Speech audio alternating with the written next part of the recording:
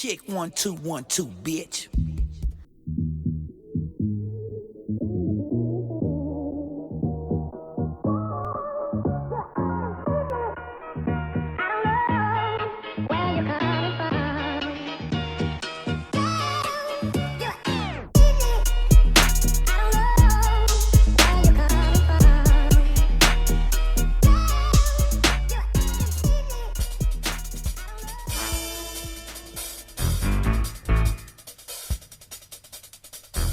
Welcome, ladies and gentlemen, to the iLLogical Sense podcast, or should I say, the iLLogical Sense People's Court.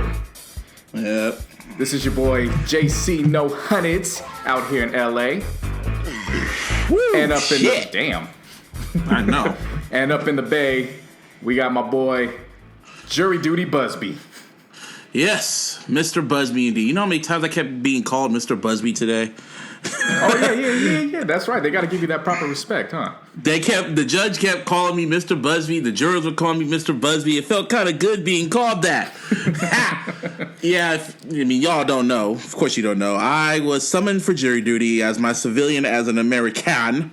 So I had to go up there and do my duties, but, had to find my way out. And I haven't found my way out yet, but, I didn't find my way out yet, but I'm pretty sure they're not going to have me.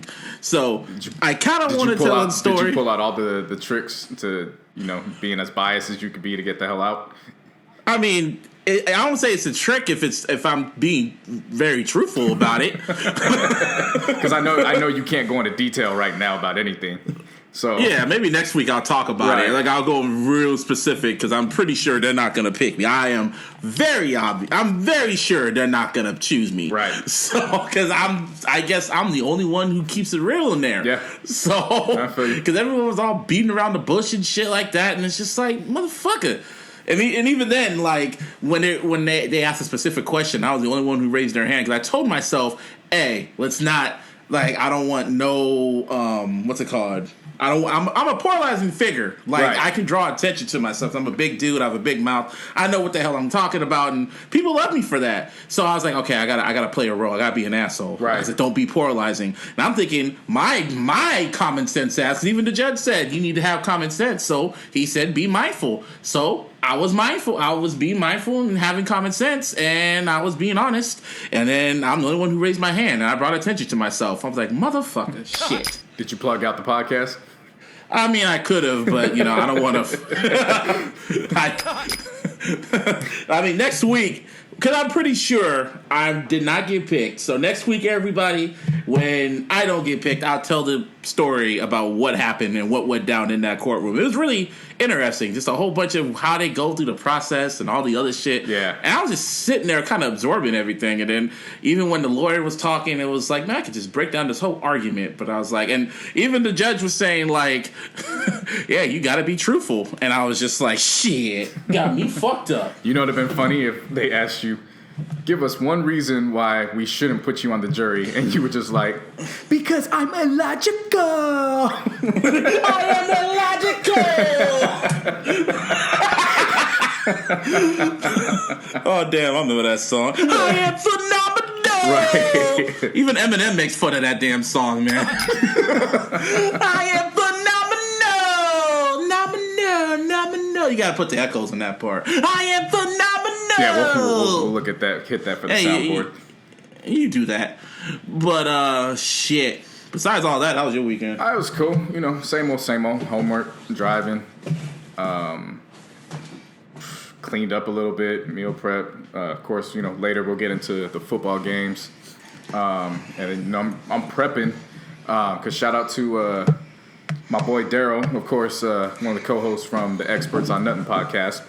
What up? He put me on game with the Power 30, so that meal plan where you pretty much go on, pretty much wipe out like grains and alcohol and all that.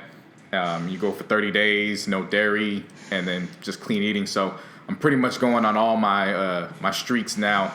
And then I'll be. Oh, so you getting your hell yeah on, huh? Hell yeah. Hell yeah. Oh, speaking of fucking Henny and all that, because I was just thinking Henny. Yeah.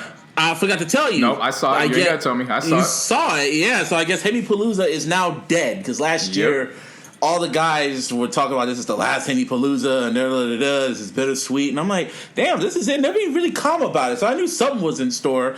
And I guess they made a deal with Rock Nation and Lenny S. It's called Duce Palooza because Henny didn't want to pay them. Yep. So Jay-Z's paying them and they call it Duce Palooza. So you know what that means, right? Shit. We going to Duce Palooza. I mean, yeah, man. Get more. I mean, they were selling Duce when we were over there. Yeah. Now we definitely got. And they said like, did we drink Duce? Yes, we did. Remember, because you know what I'm saying, the work we put in that night. You know what I'm saying. And Cats was looking at us and they was like, oh damn, you were drunk. There was one cat that saw both of us and he's like, yo, I like how you niggas getting down tonight, man. Like, what y'all drinking? I got you. And he got us 2 drinks and it was Duce. Who was the cat? I don't know. Probably was Lenny S. Nah, it was just some random. But I watched him the whole time he was at the bar. I was like, make sure this nigga don't put shit in my drink. But it was clean. It was clean enough, and I trusted it. You know what I'm saying? Shouts out. Make sure that nigga don't put nothing in my drink. I forgot who he was, but shouts out to you if you find yourself listening to this. It was a black thing. It was a black thing, man. But I plugged the podcast to him, so hopefully he's listening. That's what you gotta do. That's what you gotta do, right? Man. When you meet us, we will plug the podcast. But yeah, so as a result, this will be my final episode as Slurricane Cole for the next month. Well, you can slip that slurricane over here. Oh, I got you. Because the Power 30 will commence on Monday.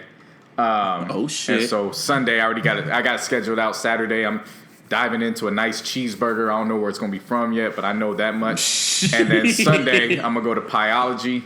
Because they got a 1-topping pizza for $5.99 out here, and so I'm gonna end my night, my last streak with that, and then after that. We jumping right into it. You better shut it down. Shut it down.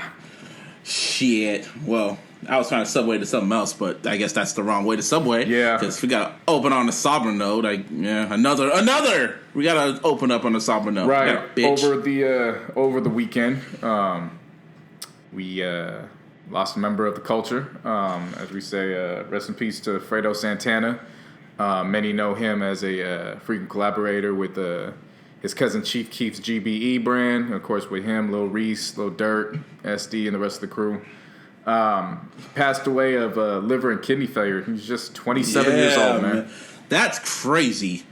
And what's even fucked up about that? Because I never listened to him like that because his music wasn't really my taste. Yeah. But I knew what he contributed to hip hop and shit. And even though I don't agree with it, I know the impact he left. Yeah. And I noticed he was changing his life around. Even when Russ was always talking about cutting back on the lean and shit like that, I was just like, yeah, man. I was seeing his tweet saying he was changing his life, and then what sucks is he pretty much had kicked the habit just 2 months ago.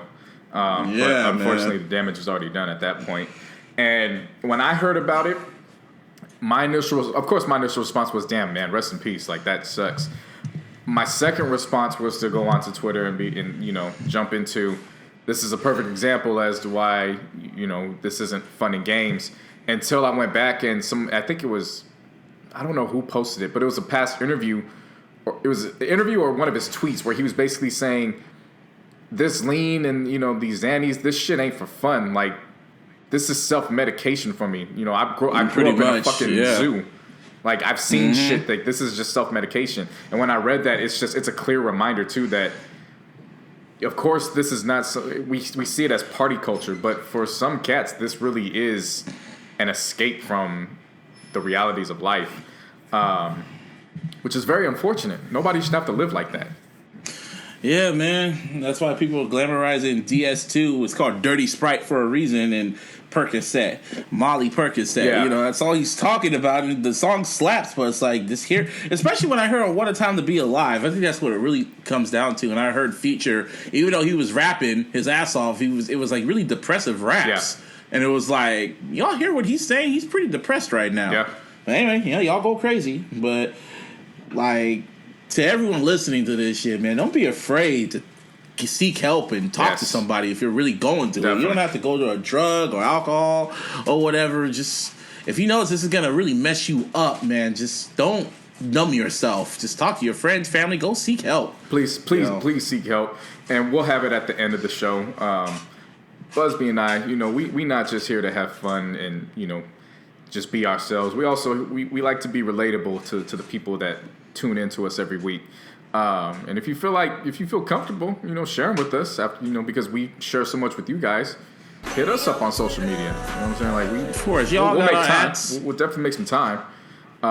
But again, bottom line, just seek some help. Just seek For real. Well, going on in the country right now is when I said shut it down. Yeah. Hey, dog. What's beef? Where's the beef? This is man. This is just fuckery galore. I wish I could say this only applied to just one area in life, but shit, this topic was it pretty much covered everything that we talk about throughout this show. Like there was beef everywhere. Beef everywhere, bruh. So funny. Yeah, very, very funny. So we had the Demo Crips versus the Rebleticans, part 3,928,023. Wow, you got the specific number down. I got a specific number. Okay. Yeah, the government shut down. Well, it was shut down. Yeah. Now it reopened just not too long ago. For now. And so I read something interesting where it was the Republicans, I believe 45 voted yes or something like that, and then 5 or 4 voted no, and then the Democrats, it was 44 voted no, and then 4 or 5 voted yes. And pretty much that what ended up happening was it led to a lockout. Now, I had to go back and do some research, and because you know me, I'm gonna get my clown on. Until I saw during Obama's tenure, there actually was a government shutdown in 2013. But then when I did some more research, I found this tweet from Christina Wilkie, and she this is still a way to get the clown on. Her tweet reads, Trump just made history in many ways. First president to preside over a government shutdown while his party controls the House, Senate, and the White House. First president to preside over a shutdown on the first anniversary of his inauguration. And the earliest shutdown ever in a presidency. How the hell do you have all that power and you still fuck shit up? Unlimited power. Fuckery. And then it just goes away. It's like literally like how? And you know what's even more fucked up? He was gonna have a party for his the anniversary of his inauguration. And they shut that shit down. No, he was mad he couldn't go because he has to go to work now. He was mad. And it's just it's just like nigga. Yeah, exactly. Like, you know what? I know this is it's like every day something new happens with this day. Every week something new happens. And I don't like talking about it, but again, it's just funny. Right. Now this shit's getting hilarious. And it's just I don't know where he's gonna be out of office soon enough. So exactly. So yeah, 28, like I said, November, y'all need to vote. Y'all really need to vote, man. Midterm elections, get these fuckers the fuck out of there. And then that's when the real fuckery begins. Yeah. I mean, basically, that's what you got to do, for real. Oh, shit. And niggas were losing their mind in the fucking NBA. Bruh. Everybody losing their damn mind. What's going on? Are they trying to get out here to Are they trying to get out to LA before All-Star Weekend? Like, what's going on, bruh? That's your sport. All right. So, of course, I mentioned last week, things were starting to get chippy. They were just chippy. But of all days, it was Martin Luther King Day. I had a dream that someone gonna get this fade. Yep. I have a dream that one of you niggas gonna catch these hands. You gonna catch these hands. Word to Braun Strowman. And dude, it kicked off with the Sixers versus the Raptors. Rookie Ben Simmons was going after Kyle Lowry. They got into it, and Ben Simmons told him, "Meet me in the tunnel." And Kyle Lowry obliged, and he was waiting for his ass in the tunnel. And they had to be separated there. Of course, the biggest one that we could cite was the Clippers versus the Rockets. We nearly got a what's it called? When did that riot happen? Detroit and the Pacers. Malice in the Palace, baby. Yeah, we nearly got another version of that. We almost got Malice in the Palace. So of course, that was CP3's first game back in LA since he left the Clippers and signed with the Rockets this past offseason. And basically, him and Blake, there ain't no love lost. Blake was going at everybody in a Rockets jersey or who was being represented by the Rockets. throwing balls at players, trying to hiding it as just saving Blake inbounds. Griffin, man. I like Blake Griffin. Blake's starting to get his respect back from me. You know, he's been hiding the past couple of years, but he's starting to make a comeback. And then him and Ariza get into it, and both of them are getting ejected. And then a report comes out that Austin Rivers, so of course Doc Rivers is the head coach of the Clippers. Austin Rivers is the guard who's also his son. And the reports are that CP3 left, and one of the reasons he left was because of the Doc Rivers and Austin Rivers dynamic. Because there was a report that they could have gotten Carmelo Anthony and still could have kept himself, Blake, and DJ. So they could have been all four of them, but Austin Rivers was the one that would have had to go, and Doc nixed it. And so that's one of the reasons why CP3 left. But supposedly, Austin was talking reckless on the bench, and it was later reported, supposedly, that he told... Allegedly, that's the term you need to say. Supposedly and allegedly, that he told CP3 that he got his wife's yams. And when he said... allegedly, when he said that, all hell broke loose to the point where CP3... That's what Blake Griffin said to CP3? No, Austin Rivers.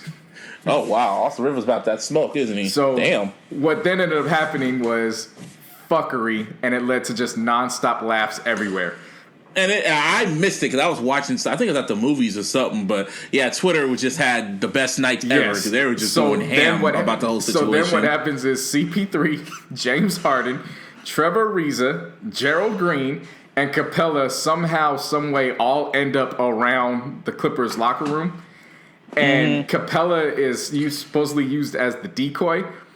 And CP3 allegedly knew how to get into the back door. So while Capella was being the decoy, the four of them ended up going around the back door or something like that. And they said they had to call the LAPD. This whole shit broke out on Twitter, dog. And how the hell did Raj? How you say this is Raj? How you say Roj?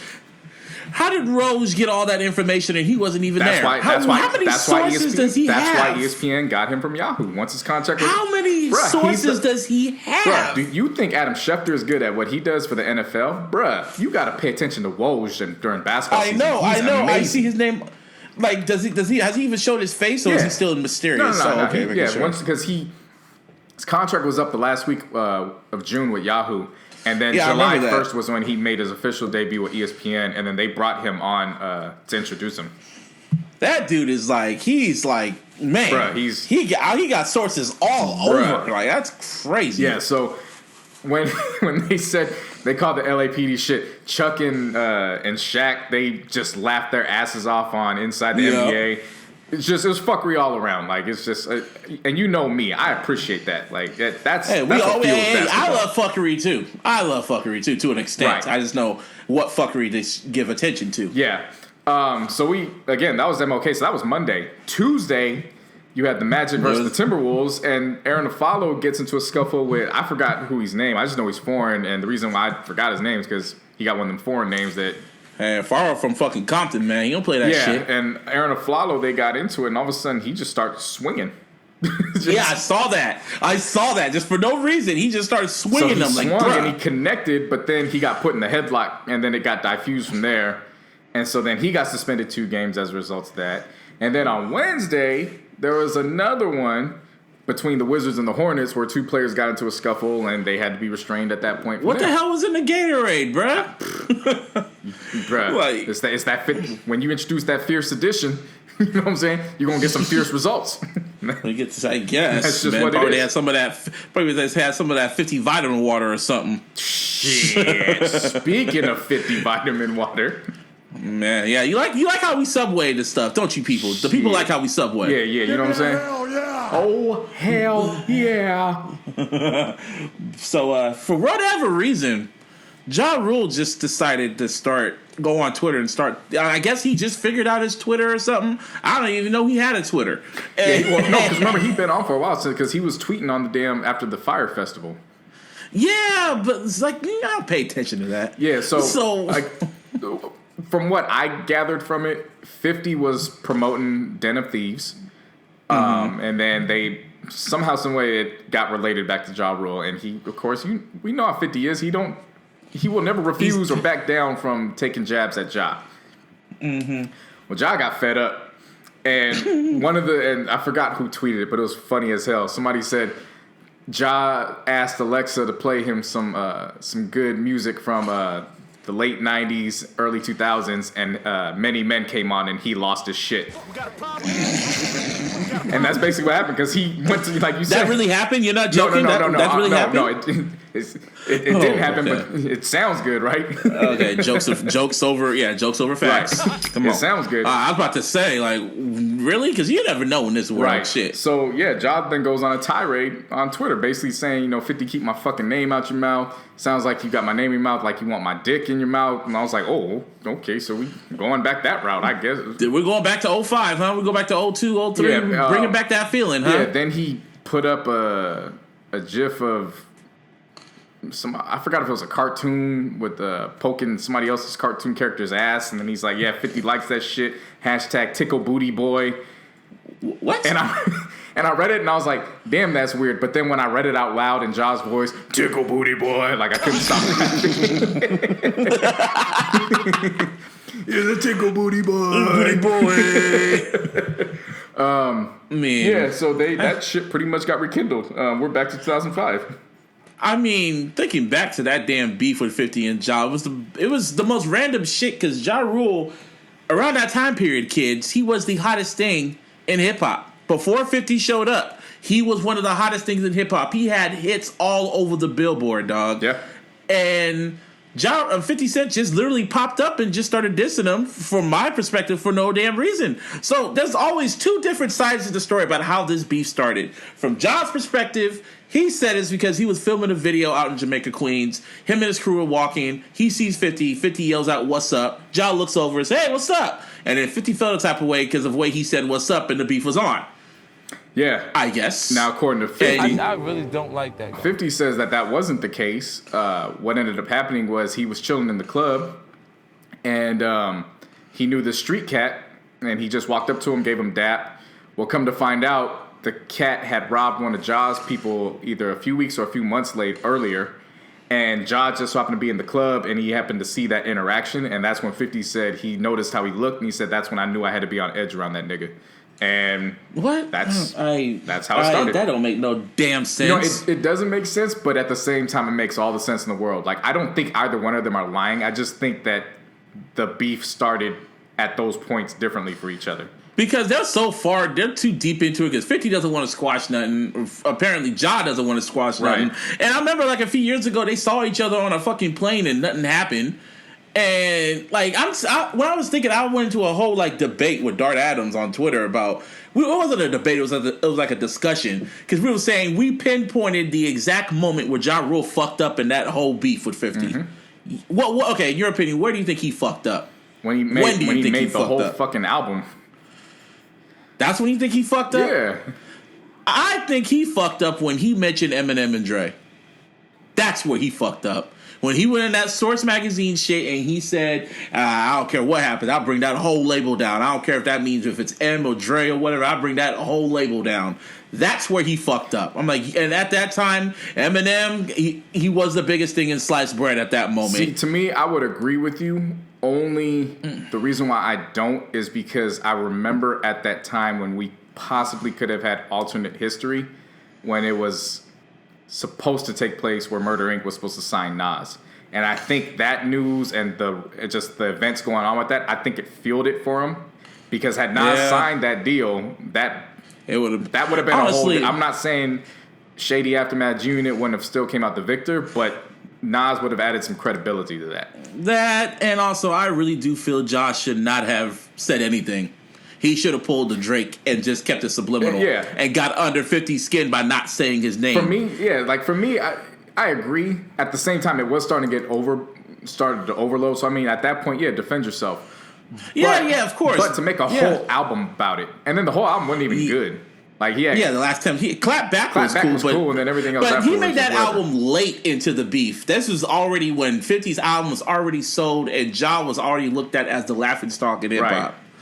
So it's like, because he didn't say nothing for the longest time, and this was before social media. So Yeah, and 50 literally just yanked his career from under him. Right. If he did not say one word, because I personally feel that's where he fucked up. And then Loose Change came out, and shit. I mean, looking back, he did get M. M, you claim your mother's a crackhead and Kim is a known slut, so what's Haley going to be when she grows up? That was a bar. Murder! Like, when I was a kid, I was like, man, fuck you, Ja Rule. But now looking back to it, Fuck you, Ja. it was like heels versus faces, because everyone was choosing sides. But then when I look back at it, I listened to that line, I was like, that was a big line. And then Eminem came back on Do Re Mi, and he was going, don't you ever talk about my little girl's name in a song again. You know, punk pussy. Like, he was like I thought, I was like, oh, damn, M's hard. But now listening to it now, I'm like, damn, you big man, aren't you? Right. Exactly. Yeah. Like, looking back, can you imagine if social media was around during that beef? I wish social media was around, man. Someone would have died, because that was the last escalated beef. You know the thing about it is that, and of course they're secondary and they're not as relevant. But honestly, with social media being around and the different outlets for music, you would have heard a lot more from Black Child and Cadillac Ty. Yeah. So I mean, that would have honestly, like I said, they weren't factors like Banks and Obi and D12 and all them were, but it kind of levels the playing field, because it's not just Ja and then going against a whole fucking conglomerate. I remember when Proof got jumped at the fucking club. I don't know if you remember that. Yep. Proof got jumped at the club by Murder. Yeah. Damn, we old as fuck. Yeah. Yeah. Yeah, those were the days, kids, where beef actually mattered and names were actually named and shit. That was good times. Very good times. Because now you got nobody died. Yeah, because now you got beef like Monique going at Netflix, and man. I had to get in a whole debate with people because Monique burned her bridge with Oprah, Tyler Perry, and what's his name? What the fuck's his name? The guy who did Edwards? No, Lee Daniels. She fucked up the holy trinity of black excellence with Oprah, Tyler Perry, and Lee Daniels. First off, don't you ever disrespect Oprah. Right. And people still watch Tyler Perry movies, and Lee Daniels, Empire. Come on, nigga. Nah, she dissed all three of them. Ever since she got that Oscar, she dissed all three of them for whatever reason. Because Lee Daniels tried to have her on fucking Empire. He wanted her to play Cookie. Yeah. And she did not, and she turned it down. And also he said that no one wanted to work with her because she was a diva. And now I scroll on fucking Instagram, and every time I see her little stand up and she's talking shit about Oprah, because I got a thing about you, if a black person disses Oprah done so much shit for everybody all around the world. Mm-hmm. You ain't, as a black person, do not ever diss Oprah in your life. And that's what happened. So Monique, I scroll on Instagram and I look and see Monique says, hey everybody, I want you guys to boycott Netflix. And I'm like, hold up, who the fuck is you? I'm starting to get to that point of pistosity. Hold up, Miss Parker. Hold up, no, not even that. Who the fuck is she? Because she's claiming it's racism and sexism at the same damn time. Because it's racism because Amy Strimmer had like, what, 20 million or whatever, got offered 20 million to do it. So what's happening is that Monique claims that Netflix approached her to do a comedy special. Of course, she was excited for it until they got down to negotiations, and they only offered her $500,000. Yeah, that sounds about right. Right now, she then compared it with Amy Schumer's $13 million that she secured for her trash ass comedy special that went through. But she's popping, whether you like it or not. Exactly, and that's the reason why she ended up getting the money, is because white folks come out and support that shit. But if you look back at Monique's career, she's accomplished a lot. But other than being Harold and Precious, really all her stuff shows up as BET reruns.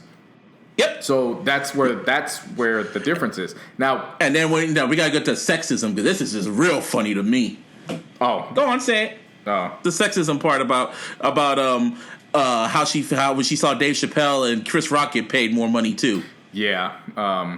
Yeah. Come on, just say it. Come on. No, don't say yeah. Nah. Come on. You really think she should get paid Dave Chappelle and Chris Rock money, Monique? Come on. No. Get the fuck out of here, Monique. No.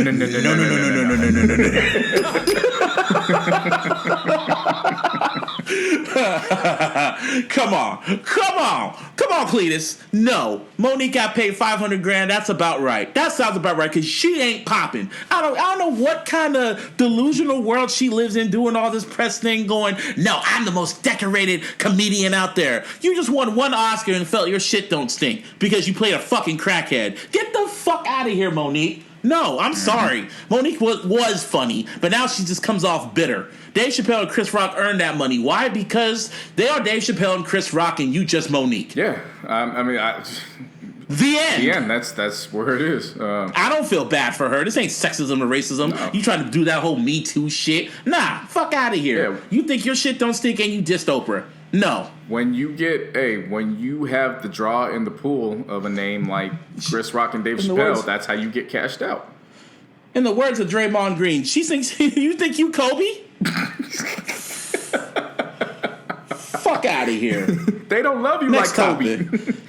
Oh, fuck out of here. Next topic. Well, I mean, speaking of Netflix, Cat Williams dropped his latest comedy special, Great America. Yeah, it was decent. Yeah, honestly, that shit was mad to me. I forgot it was even playing. Yeah, it got to the point, like, I was listening to his political talk when he talked about Trump. I mean, no, not Trump. The whole ass nigga in office and shit. Yeah. It was funny, and then it was just like, yeah. And I just kind of just tuned out. Yeah, it was, it was a couple laughs, but I've honestly seen a lot better from Cat Williams, so that's... I mean, he's kind of a recovering addict and shit, so... Yeah. He's still trying to find his way. And I bet he got paid more than fucking Monique. Well, he probably got paid the same amount. Because why? Because he ain't popping like that. And he knows his role. And also, yeah, exactly. He knows his roles and he shuts his mouth and he gets that bag. And plus, you get paid $500,000. You're on Netflix, the biggest fucking platform in the world. The exposure you're going to get.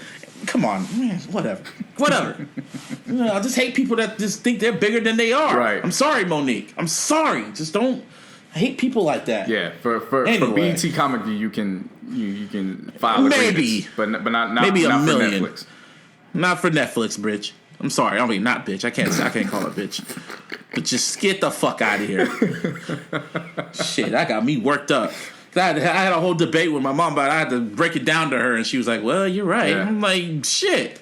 Well, piss me off. You know who else seemed worked up this weekend? We got a problem here? The whole OVO Legion, because their leader came back out the shadows when Kendrick got quiet. Yo boy, Aubrey, I should say. Audrey. Sorry, that's the Slurricane speaking. Audrey. Aubrey Graham getting back in the tweets.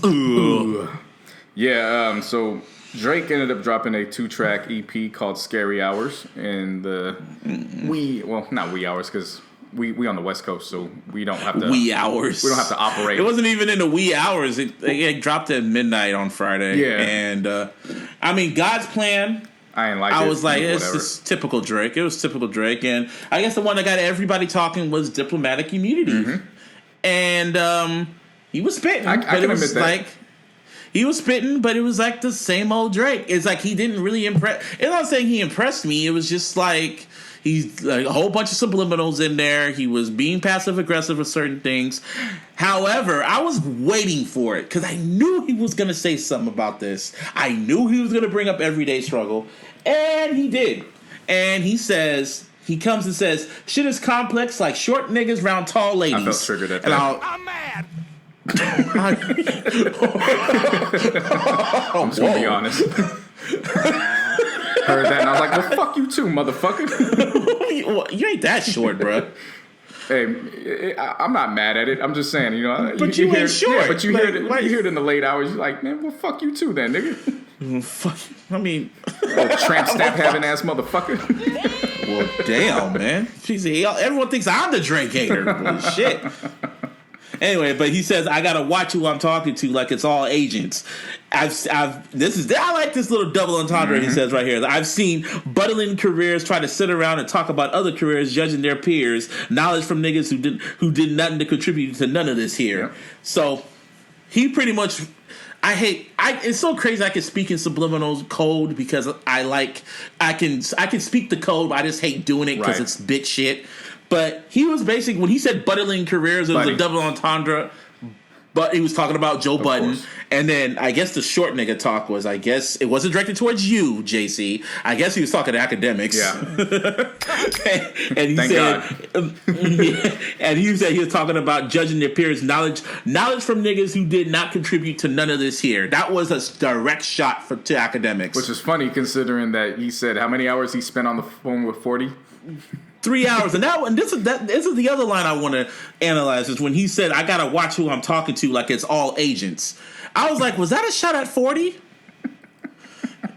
No, I'm being honest. Like, was that a shot at 40? Because it sounds like that. It was like, I gotta watch who I'm talking to. No, of course not. Because he said that. He said in God's, what if it was? Because he said in God's plan, if it wasn't for niggas like 40, I wouldn't be here. So what? He all of a sudden he flips it up in the next one. Well, he did say the first thing he said on the Family Feud freestyle was like he was asking for truce, and then the first thing he says on Diplomatic Immunity is "fuck truce." So I don't know. He has a little bit of Gemini in him, trying to be like Tupac and shit. I don't know.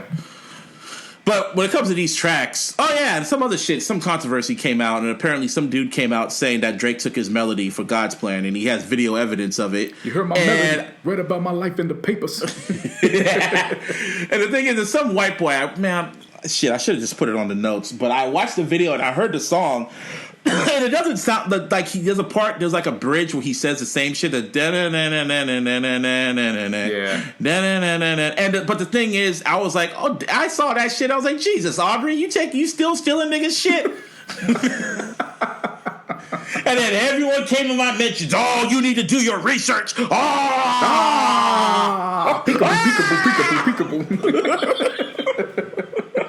You need to add that soundbite from you. Fuck Drake. It was late at night. I didn't want to argue with people. It was like, man, I retired my Drake trolling days, but it was so blatant. And it was like, no, the snippet of this song came out in November. He dropped the song in December, and like, nigga. The show family. Yeah, niggas getting all mad about the shit. You don't even know this nigga. Right. Drake is the only person that gets niggas in their fucking feelings, man. Yeah. Whatever. I mean, I don't know what Drake got planned this year, because I think he's gonna go on another like 2014 binge of like random tracks and fucking features and shit like he did in 2014. Because he is recording, so it's kind of like, all right, and it's just random that he just dropped these two tracks randomly. Because I guess he just wants to see what sticks. So, well, I mean, if he does, something's got to give, because he's literally at the last steps, and it's either he's going to deliver us a classic, or it's not going to happen, or he's going to fall into Busby's prediction for 2018, where we now see the decline. So there's no margin for error. It's either one or the other. It really is. I mean, like I said, I've said it. After Views, that's him at his final form. This is who he is. He's not going to show no growth. He's not going to show no decline. This is who he is. So, That's it. And he's going to do the same shit over and over again, and you motherfuckers are going to be all fucking getting wet over it. Yeah. Well, so speaking of everyday struggle, you kind of... Oh, pause. A pause. Not actual pause, but I'm looking at TV and I see the New Age Outlaws. Can we tell the story what we saw about NXT? Hell yeah. Yeah, so it was after NXT, and we see Edgar... we were with Edgar, and we saw a few of the NXT people come out, and literally Billy Gunn just literally walked right past me, and I guess Road Dogg, and JC looked at me because Edgar was kind of being starstruck of some of the NXT superstars, and he's all going like, yo, you know who the hell that was? I was like, I know who the fuck that nigga was. Shit. Just so unfazed by it. Yeah, I was so unfazed that Billy Gunn just walked literally right past me, and I was just like, gives a fuck. Like, I wasn't necessarily fazed by it, but it was like when he walked by, I heard his theme music. I'm an ass man. Ass man. I'm an ass man. That is a funny ass song though. Oh, it is. I'm an ass man. You like titties or ass? I'm an ass man. Nigga will come out wearing a thong and shit, see-through thong, and fucking you have a belly ring too. Yeah. Looking back at that, that's pretty pause-worthy. Yeah. Got nothing against gay folks, but that's. But you know he was covered under the DX umbrella, so it didn't matter. Yeah, because right now I'm watching Raw 25, and I have it on mute, and DX came out. Like everybody from DX, rest in peace, China. Yes, and Rick Rude. Definitely. And yeah, damn, X-Pac is looking old as fuck. Shit, these niggas washed. He looks like a drug addict. Well, yeah, because remember he got arrested last year off that. Remember that incident he was cleared of, but still, it was. Yeah, but still, shit, man. And who else is? And then they probably bring out somebody else right now. And then they got is Mike Tyson about to come out. Is that fucking? Oh, it's Scott Hall. Anyway, fucking. See, me looking struggling too. So Everyday Struggle is back. Yeah, whatever. Wow, you're just like whatever. Well, I broke the news about this. Well, I kind of, because I saw it on a forum room. It was on one forum room, and I was just like, oh. So I went on Twitter and said, according to the E Streets, that's what we call it out on the internet, the E Streets, the electronical streets of the internet, there was a rumor going around that Star was going to take Joe Budden's place on Everyday Struggle. Now, if you kids don't know who Star is, he was. You want to educate these motherfuckers? Do you want to educate them, or should I educate them? Wild. That's all I'm going to say. Just research Star and Buck Wild. Nah, they were formerly on Hot 97, and they were a shock jock DJs. Shock jock, bro. That's saying it. Troll. That's saying it he nicely. Called himself he was the father. He called himself on Everyday Struggle. He calls himself the father of trolling. Shit, that's putting it nicely. Yeah, this dude was a grade A troller, and he pissed off the industry. All right, so it's like he made fun of Aaliyah after she died. He fucking was dissing hella rappers to their face. Would diss their music to their face. Did he send some niggas at another nigga's kid's school or something like that? Yes, he sent niggas to DJ Envy's daughter's school and shit. Somebody else's daughter got shot. I forgot what DJ. Somebody's Prodigy's daughter or somebody's daughter got shot. A straight bullet. And he made fun of it on the air. He makes insensitive jokes. He is an asshole, and I guess after one particular incident, they kicked him off Hot 97 for obvious reasons. Right. But he had what's it called? He had his own little his little TV show, like a little web series on YouTube where he just talks about stuff and all this other stuff, and he got a good amount of numbers. And for whatever reason, Complex got desperate and said, "You know what? We gonna hire him." Oh boy. Oh man, I break that news. I'm like, if y'all hated Joe Budden, somebody gonna get swung on set. I'm gonna tell you that one. No, not someone's gonna get swung on. He gonna scare academics off. Someone's gonna quit. This show ain't gonna last. Because the number one thing he said when you watch it, he said flat out, what did he say? He said, yeah, I'm losing money by doing this, but I'm here right now. And he kept saying that throughout the entire show. I'm losing money doing this, trying to help you. Return to academics. I mean, I'm gonna watch all the episodes this week. We'll likely get back to it at some point and talk about it more in depth next week. But yeah, just I heard that and I was like, wait, what? Someone even asked me who's Star, and I was like, you'll find out soon. Oh my god, this is gonna be fuck. I don't know how. After you watch the first, because we put up a poll. Can we talk about the polls now? Or later. We'll do it later. All right. Yeah, but how long do you think it's gonna last, JC?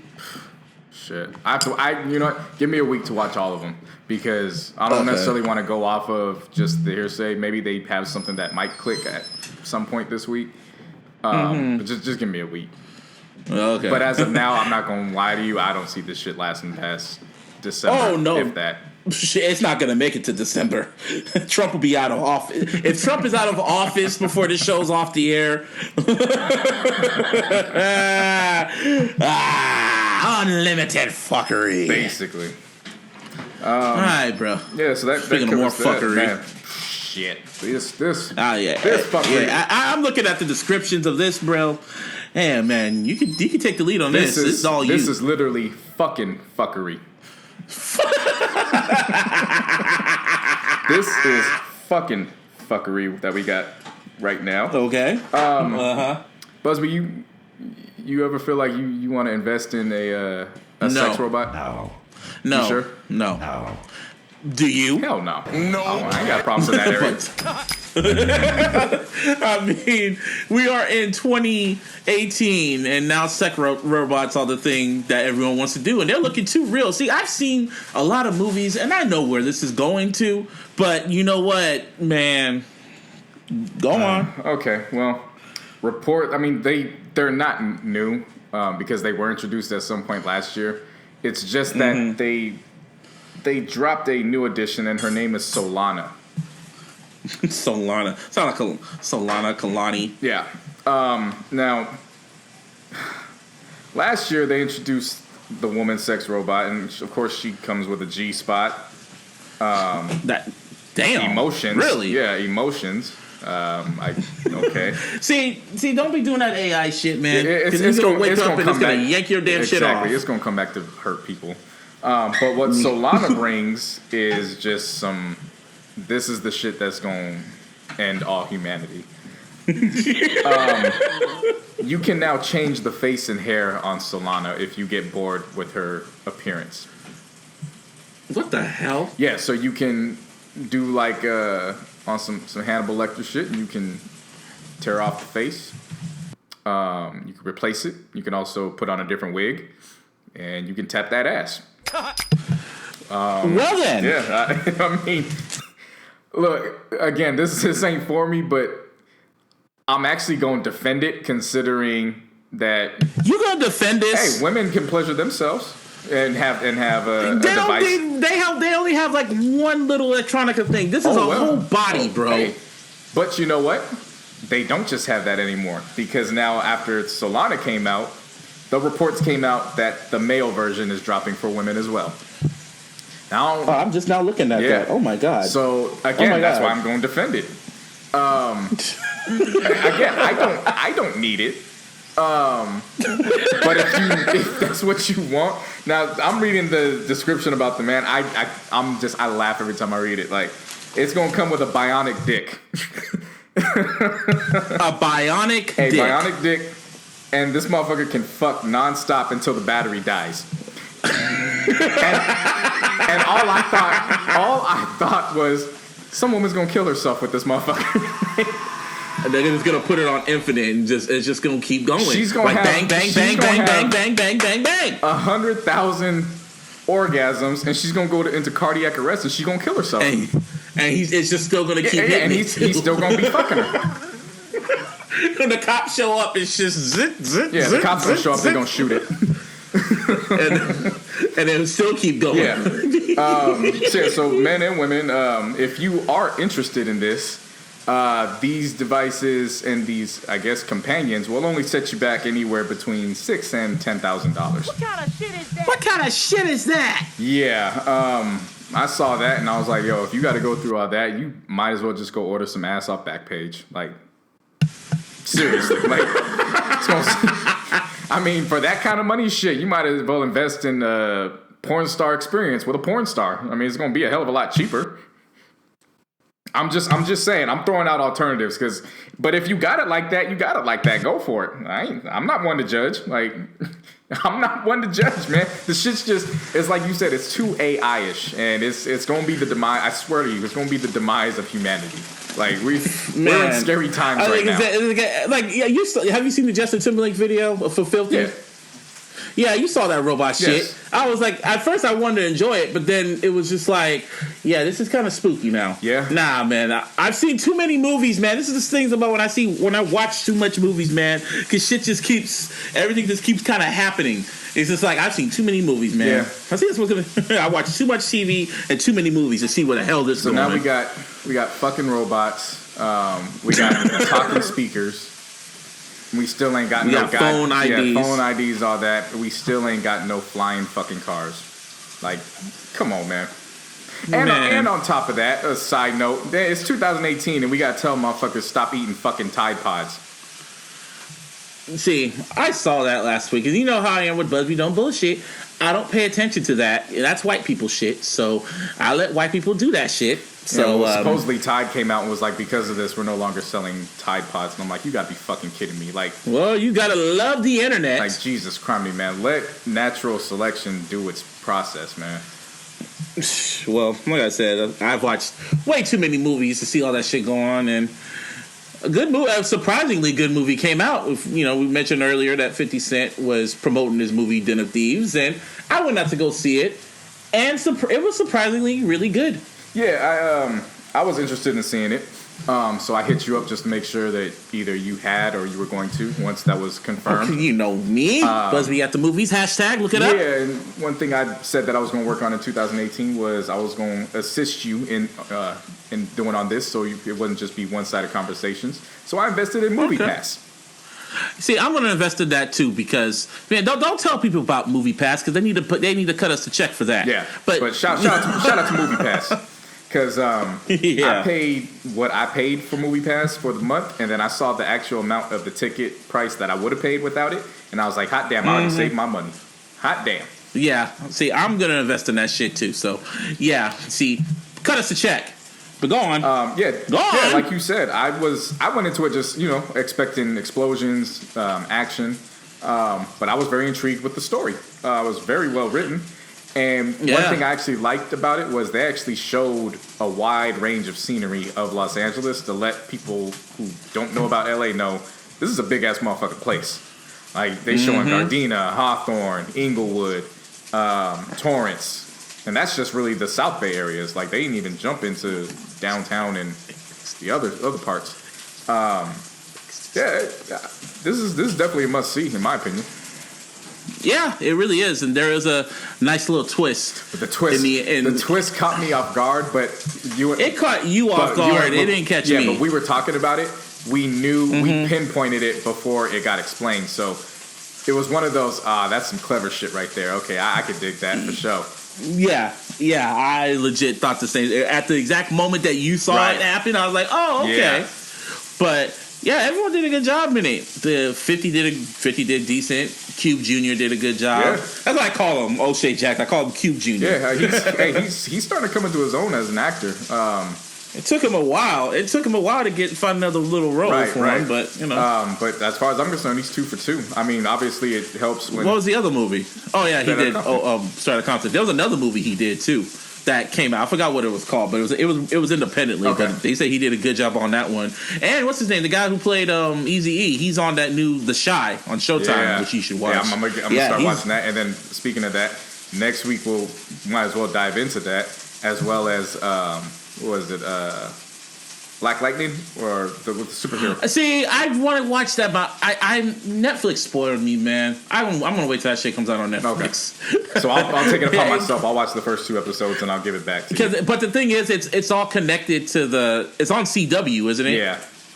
Yeah, it's all connected to the whole, Supergirl, Black Arrow, and all that other shit. It's all connected. It's all in that universe, I guess. So. Yeah, they say this is like the first black superhero TV show for like in a long ass time. Yeah. Hey, you remember the Mantis? The Mantis. They used to be on Fox? Yes. Bro, that just popped in my head right now. Wow. That show. The guy who Damn, I just remembered that show. That actually was a good ass show. Yeah, that lasted like what, 2 seasons or something? But man, y'all should look up that show, The Mantis, man. All y'all 90s kids, y'all know that show. Hell yeah. Shit. Yeah, so let's get into music. Some music drops. Yeah, some music dropped. You want to talk about this real quick, or you want me to talk about this real quick? Boring. Okay, well, boring. Dave East dropped Paranoia 2, and that's pretty much where we're going to leave that for y'all. Yeah, because he as of right now, whatever project Dave East drops, it has to be universally acclaimed, not just from New York. Because we gave this dude, this would be the 3rd time we reviewed his shit. 3rd time in what? Less than a year, I think now. Not even less. We started the yeah. He dropped 2 projects in 2016. 2 projects last year. No, 1 project. No, he dropped and 2. then Remember, because he dropped the album in the summer, and then he dropped the mixtape in December. Oh yeah. I kind of liked the first one, then got over it. Second one was just blah. This one's even more blah. So as of right now, Dave East, just stay in the East Coast. You're like a Bay Area rapper. You just have love in your local area. Man, somebody on Twitter had the audacity to say that he's having a better run than Dom Kennedy. And I'm like, pfft. In the East Coast? I'm like, don't like Dom do Dom that. may have fallen off now, but let's not compare runs because Dom Kennedy had a 4-year run, dog. Like just, that shit pissed me off when I saw that. See, honestly, I wasn't really a Dom Kennedy fan, but I knew the impact he had out here in the West, and not just in the West Coast, but like all over. Dave East just stays in the East Coast. Well, I had nothing against the dude. It's just his music is just blah to me. His rapping is blah. The beats are blah. I don't know what Nas can't pick artists. It's like he can't choose beats. Yeah. He should have just been focusing on Fashawn. Yeah, hey, but you know how that shit works. New York over Fresno. Well, that's why New York ain't popping. Shit. Anyway, musically. Well, no, I gotta take that back because what's her name? Cardi. ASAP still running shit. Yeah. Okay. See. Okay. See, that was too harsh. She said sometimes I'm a little too harsh on you guys. We put Fab and Jadakiss in our top 50. You know what I'm saying? Yeah. But at the same time, it's just y'all need these New York rappers need to just not just New York rappers, just their fans. Stop thinking this is the 90s. You guys had your run. Yeah. The West is running shit, the South is running shit, and that's about it. Yeah, Bow Wow somewhere, keeping the Midwest popular, but for all the wrong reasons. You know, everything's balancing itself out. Well, let's go to the West Coast when it comes to reviews. Let's talk about Berner. Ask about Berner. Yeah, so Berner dropped the Big Pescado, and it was typical Berner, and I like typical Berner. Felt good. Berner he plays his position, yes. dog. So that's how he plays his position. He doesn't be anybody else. He is who he is. He smokes weed, sells stuff, and he drops music. Right. So of course everybody at this point should know that Berner is a representative from Wiz Khalifa's Taylor Gang. And as Busby said, he plays his role well. You know what I'm saying? He utilizes hip hop to fund his true passion, which is marijuana. And all props to him because he's got cookies out and popping out here on the West Coast and across the country. Dude, you come out to the Bay Area, you will see at least you will see a Cookies hoodie, shirt, a Cookies merchandise one way or another. And you will see it at least once a day. I promise you. Oh, the Bay loves Berner. You will see a cookie merchandise at least once a day. And if I see your merchandise at least once a day, you're making money. So the Bay loves Berner. Yeah, well, they love his weed. Well, okay, I can't say that. He does have he has a strong fan base, a loyal fan base out here. So he dropped Big Pescado. He started off with Greed, which I actually like that record. It was jumping, it was booming, had a nice jump to it. I guess the next one that stood out to me was Wait For It with Game. Kind of stood out to me for a couple reasons. One was good, was just obviously the flow of the track. Another one was that mixing wise, Game's vocals sounded a little bit too low, so he sounded like he was rapping under the beat. Oh, I keep forgetting you doing that music shit, so you listen to music a lot differently now. I can hear the differences now. So that kind of threw me off a little bit. What I appreciated from Berner, because you know how we appreciate our OGs. He did a rendition of Too Short's Getting It. Yes. Which one was track that? Number that 7. was Getting It. Yeah, Getting It with Fresh. Yep, that was dope. I like that. That was a dope one. I like the Pusha T one with Loose Lips.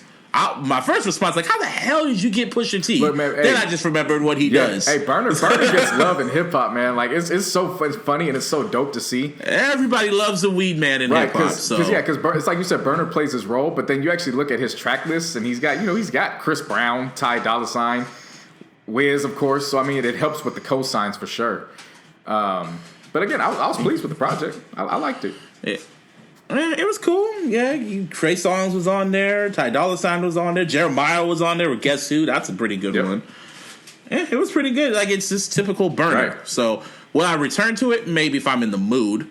You know, speaking of being in the mood, this is where we kind of disagree on. Sir. Yeah. Sir. Inglewood Sir, TDE representative. TDE. So he dropped his project November, and I can't lie to the people. Out of all the eligible albums or projects that have dropped since our cutoff at the end of November, this is actually my favorite to this point.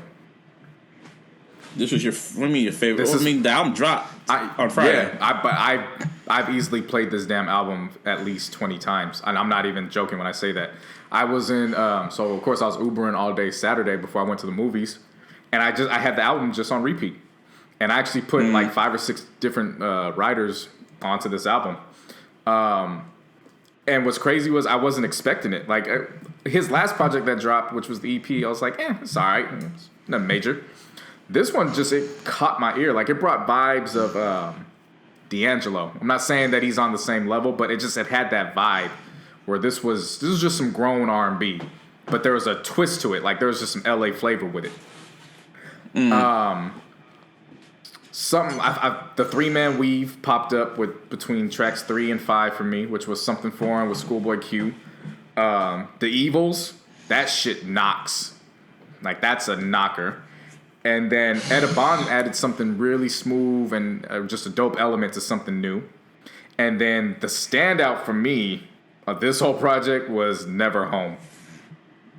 No, yeah, that was I kind of like that one. That was good. That was a good concept. Bruh, how he flipped that concept, because the idea of that's easily a top 5 fear for any nigga in a relationship.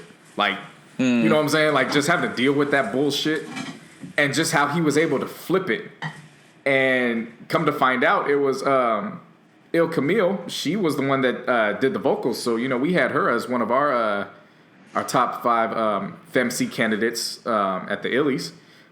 She's the one that did the woman portion throughout the track. And so, yeah, that legit caught me off guard. I played that joint back a lot this weekend. And then War, for me, was another standout, too, where that was, again, this just had the vibe of some grown folk music. Like, I really appreciated this project. Well, with me, it was smooth. I'll give it to you. But like I told you, I said I felt... My first reaction was it's blah, and you was like, "What the hell? It ain't blah." Like I was I read it's blah, and then I turned into fucking Boondocks. I'm mad. I'm mad. They ain't done blah about this.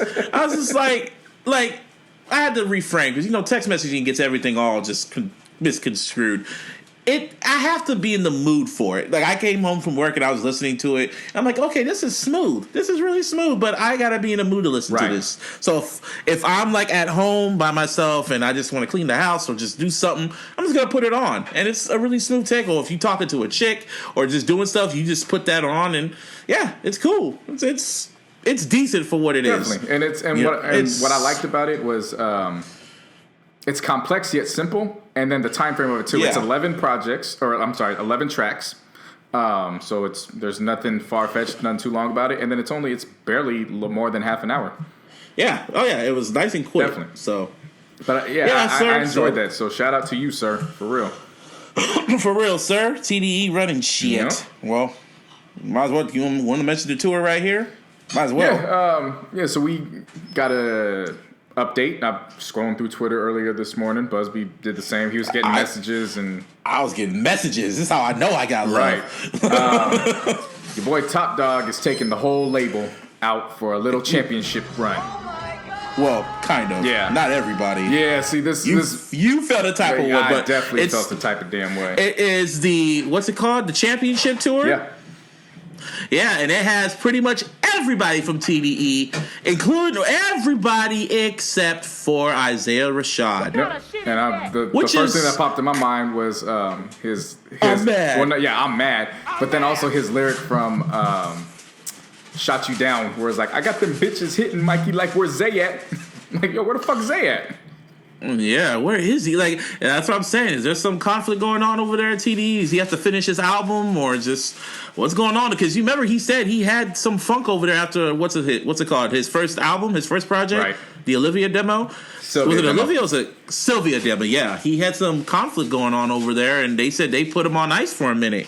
So, man, I don't know what's going on over there. But if he ain't on tour, and you know how Top Dog is, right? So.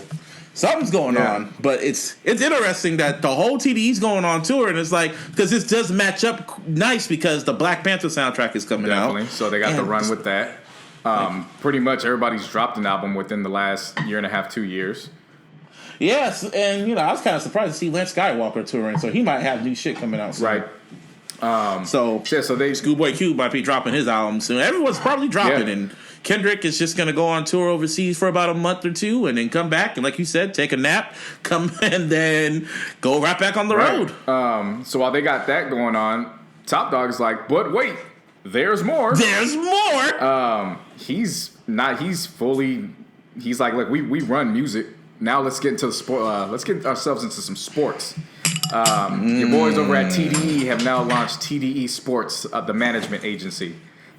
Ooh. And they have picked up their very first client, which is former LSU running back Darius Geis. Nice. Who will be coming out into the draft this year. So check out for that. I mean, shit, dog. At this point, Rock Nation Sports, TDE Sports, man. This running shit, The man. culture, baby. Like, Yes. It's culture all around. Culture. Right. So we might as well go into sports because it was, I was going to say playoffs, but it's championship. It's not playoffs no more. It's championship week.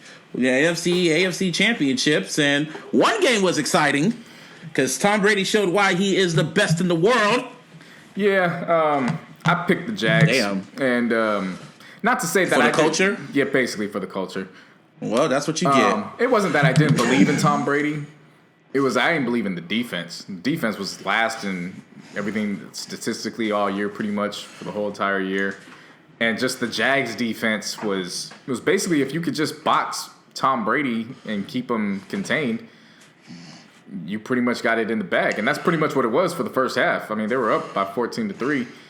But then, the little... See, this is what happened with me. In the first half, I was watching it, and then I went night. And after that, I took a nap. I just passed out because the game kind of got boring to I'm me. going to let you know what happened when you were taking a nap. And then then we can tie it all together by the time you wake up. So... I passed out. Yeah, you passed out. About, what was it? A little under 2 minutes or so left. The Jags were at a 3rd and 7. They actually converted it, but Blake Bortles got called for a delay of game, so they got pushed back. Of course, they didn't convert that, so they had to punt it. That's when the Patriots scored before halftime. And right when I knew the Jags were going to lose this game was when the Jags got the ball back after the score. They still had 55 seconds left in the half. And they took a fucking And knee. they took a knee. I saw that part. I'm talking about the second half. They took a knee. That's what I'm saying. So when they took the knee, that's when I knew. I was like, you gave them life. Like, come on, man.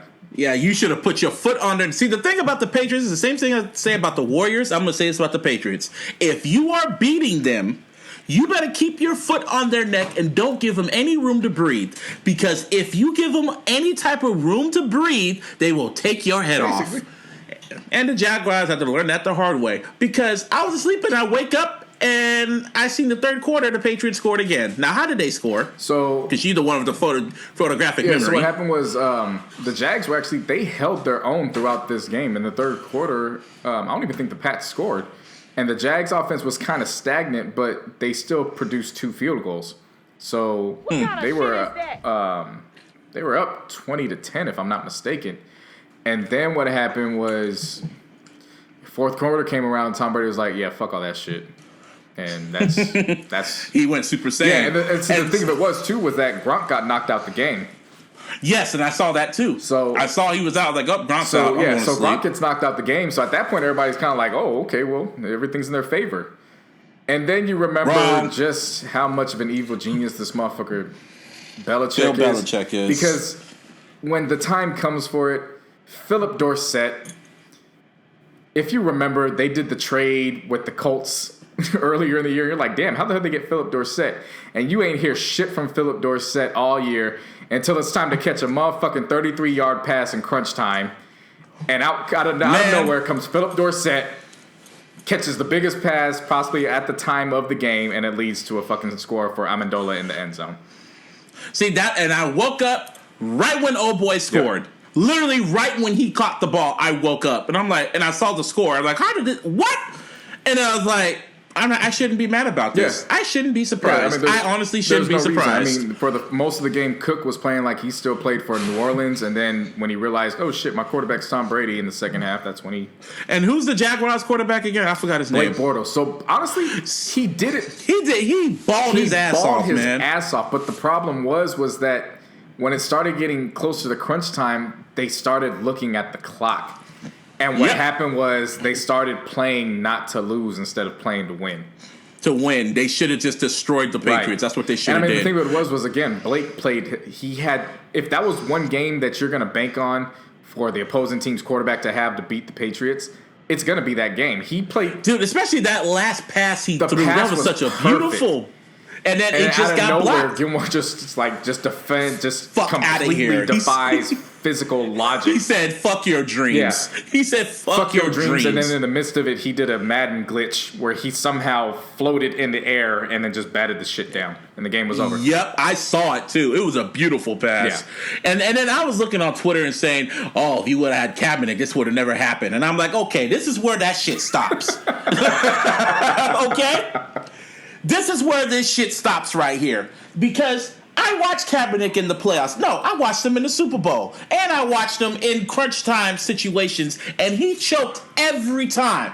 So don't play me with that shit. When they're trying to play keep up, Kaepernick gets scared and then he makes mistakes. So don't do that.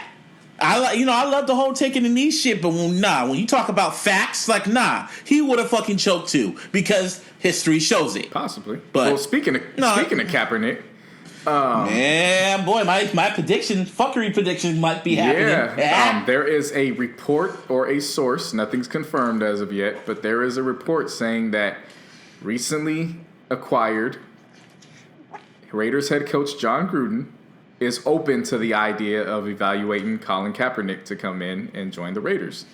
And owner Mark Davis is not obliged to the situation at all, or is not against the situation at all. So, yeah. Remember what I said, bruh? Yeah. Fuckery. Oh, yeah. Fuckery. So, anyway, we might as well go to the NFC. Should we? No, let's talk about the NFC Championship. This is what happens. So before the NFC, there was still some fuckery going on in New England. Because I don't know if you saw the post-game celebration. I don't know what the fuck's going to happen with Belichick, Brady, and Kraft, dude. Like, that shit just, it was so awkward. It was like Belichick was saying final goodbyes to the fans. He didn't even hug Kraft, and Kraft was right there in front of him. Yeah, you should have saw when they gave him the AFC Championship. Yeah. He just kind of just gave it to him, but I don't want this shit. And then they're breaking all the rules in their pressers because they don't release anything involving injuries, especially when it comes to Tom Brady. But when one reporter asked him, hey, so what's going on with his hand? He's just like, he went out and played. I mean, I don't know what you want me to say. It's not back surgery or heart surgery or something. That's some shit Belichick would say, too. Shit, I don't know. We won, didn't we? But yeah, he was like, it's not heart surgery. And then I was like, so now you're talking about this shit. Yeah, he got kind of giving passive-aggressive ass answers and shit. Yeah. Yeah, I noticed that shit too, and I'm like, I bet you part of me kind of feels Belichick wanted to lose that game. Oh, that'd be because he wasn't celebrating. That'd be interesting. But he never celebrates when they be scoring, especially when he scored. Everyone cheered except for Belichick, and he's like, well, he's always like that, but it was just like when you see everything that's going on, he's just like, shit. Yeah. Why are you that good? Yeah. And Jaguar fans are blaming the refs and shit. Because I don't know if you saw that little picture of when the Patriots scored the first time and the fucking ref was kind of laughing with them in the huddle and shit. That's the index card ref. Fuck him. The index card ref? Yeah, the one from the Cowboys-Raiders game. Oh. Fuck that motherfucker. Okay. Okay. Just celebrating all that shit. Man, fuck him. Well, shit. Okay. Well, Patriots are going to the Super Bowl because that's not surprising because it's the Patriots. And I want to talk about this shit. So the Eagles were going against the Vikings in the NFC Championship. I want to talk more about the fans and what happens when you are being petty. So Vikings fans kind of, they really believed that the Vikings were going to bring the Super Bowl back home. They were going to play in the Super Bowl at their dome, being the first NFL team in NFL history to play the Super Bowl on their home turf. Yep. So they went out there and they decided to be extra petty to the Philly fans, and they decided to be Harrison, who was doing the same exact shit. He was there? Nah, he was all over social media doing all that petty shit. Eagles low-key trash. You know what I'm saying? See, well, of course he's going to say all Shout that. out to Harry come B. on. But there's a difference between saying it on Twitter and being at home than actually being on their turf and saying it and going on. What was the shit that Rocky ran up the stairs? You know what I'm talking about, right? Yeah, I can't. But remember the name. anyway, Vikings fans went up there and they just what did they do? They pretty much put a bunch of like Vikings memorabilia on the Rocky statue, and then they were doing the Vikings chant or the little fucking skull shit or whatever they do. Yeah, they were doing all that. I saw that shit on social media. I'm like, oh, you being petty? Okay. So then the game happened. I didn't watch the game, but I saw that score, and I'm like, yep, that's what you get for being petty. Yeah. So the Vikings came out swinging, and they put up the first points. And then after that, it was 38 unanswered, and it was just ass whooping all the rest of the game. Just stop the mud hole in them. Ass whooping all the rest of the game. I'm an ass man. Yeah, it wasn't that. It was I'll kick your ass, man. Man. Boom, boom. That's basically that's what happened, and just destroyed them. And Nick Foles kicked the shit out of them. Shit out of them. Who would have thought Nick Foles would have took the Eagles to the Super Bowl? Hey, he's not no ordinary backup, man. He's not an ordinary backup. He's likely not your franchise player, but at the same time, he's not no regular backup. He could start in this league. Yeah, he knows that. That's why he was on the phone with that during the game. He was on the phone and said, "Yo, how many zeros I want on my contract? 11,000 zeros." Somebody gonna cash him out this offseason for sure. Because that's if they win the Super Bowl. If he can take out Tom Brady and them, it ain't even about the Super Bowl because up to this point he's put up 5 touchdowns and 0 interceptions. So even if they lose and he puts up similar numbers, even if he throws a pick or two, he's done enough to where he is now going to garner some money. Shit. Well, I guess the Super Bowl set up. It's the Patriots again versus the Philadelphia Eagles for the second time in Super Bowl in their franchise history going to the Super Bowl. Is that the second time or third time? So this is it the second time? I forget, but I do know their route to the Super Bowl was the exact same route that was in 2004. They beat the Falcons and then they beat the Vikings to get in. Yeah, man. So who's your pick? My pick will be in next week. What the fuck, man? See, for me, I like to wait out and see the interviews, how they go about the week off, and obviously I would wait until 2 shows from now, but that shit isn't gonna make sense because 2 shows from now the game's already gonna be played. So I'm gonna wait out. I'm just gonna wait out a week. But what we'll be doing for all the listeners out there, we're gonna put one of our iLLogical polls up, and we're gonna give y'all a week to let us know who you think is gonna win, and then we'll go from there. Well, who do you think is gonna win? Patriots. Yeah. Like, there's no. I mean, like, you don't even have to build that up. Yeah. I mean, I'm just saying. After what I saw last year and what I saw today on Sunday, what can I say? They're just that damn good. Yeah. I mean, it's just. My heart wants Eagles to win, but they're for the culture, and for the culture teams don't win in the big games. So I guess let's not bring up for the culture games because shit, we know what happened last year. If Atlanta wasn't for the fucking culture, I don't know who the fuck could be for the culture. Hey, you know who's for the culture? The Patriots are for the culture. Shit. So that's who I'm picking to choose. Because if whole ass niggas culture. They're for the culture. They're for the culture. So that means they're going. That's who I'm picking. Are you trying to do that reverse? Yeah. I'm doing that 8 Mile shit. So yeah, they're for the culture. So shout out to the Patriots, Tom Brady, in there, because at the end of the day, whether you love him or hate him, you better respect him. Tom Brady is gonna go down as if he wins this shit. He's gonna go there because if he wins this, I remember last year he said in that radio interview, I could go 2 or 3 more years. And can you imagine he says that shit and he gets another ring this year? Fuck you. Some shit, man. This dude will be the Michael Jordan of he will be the Michael Jordan of football. Yeah. He already is. I mean, he already broke how many dreams? Let's keep it funky. Everyone, they say the NFL loves Tom Brady. But I'll say the NFL media loved Peyton Manning, and the NFL league loves Tom Brady. Of course, if that makes any sense. For sure. Peyton Manning is arguably the best regular season quarterback, but when it came down to when it's time to win shit, it's Tom Brady. Hell no, he chokes. See, yeah, Peyton Manning can take your heart in the season, but in the postseason, hell no. So. Yeah, that's football. Yeah, so we'll see where we got 2 more weeks of football. Yeah, and then as a result of Brady going into the Super Bowl, of course, he's not going to play in the Pro Bowl.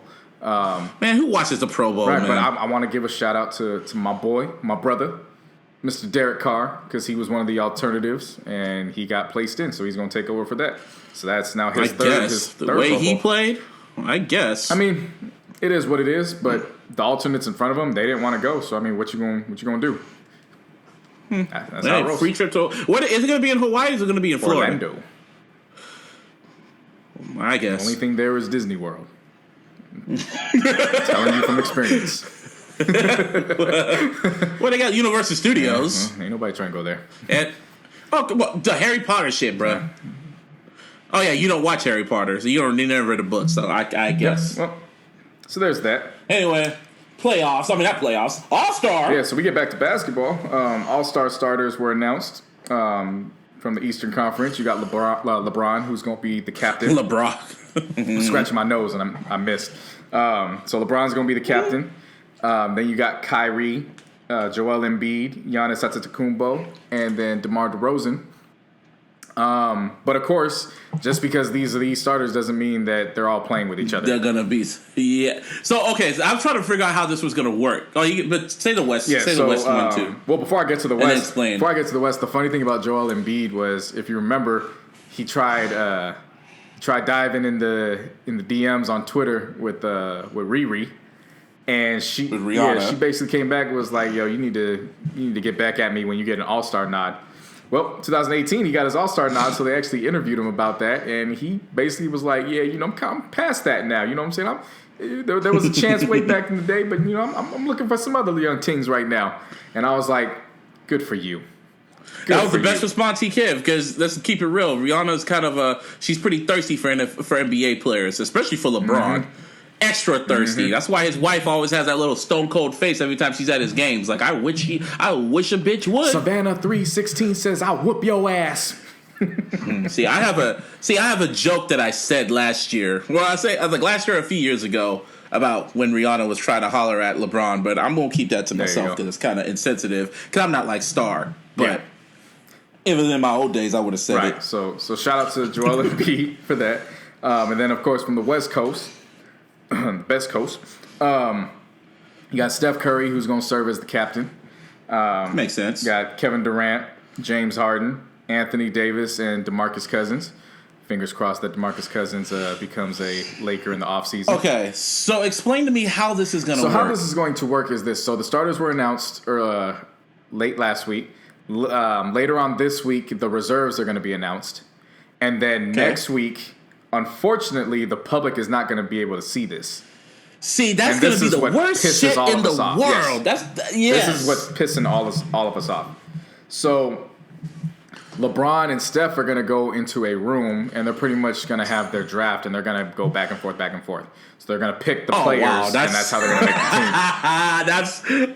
They need the cameras in there, That's what I'm saying. It's such a missed opportunity, because my whole thing is there's so many endless possibilities. Like, if LeBron picks Kyrie, does Kyrie demand a trade? If LeBron says, "All right, well, fuck you, Curry, I'm going to take KD," does Steph then say, "Well, fuck you, I'm taking Westbrook"? You know what I'm saying? Like, there's endless possibilities to go around. So, and then at what point, who gets picked last? Like, you know what I'm saying? Like, we all know the kind of year Westbrook's having and the kind of player he is, but what if he's like one of the last people to get picked? You know what I'm saying? Like, they're missing just so much. It's so much fuckery. So much fuckery that's going to be missed opportunity of fuckery. But oh well. Yeah. So speaking of fuckery, I guess the Cavs are imploding. This kind of broke right before we were setting up for the show.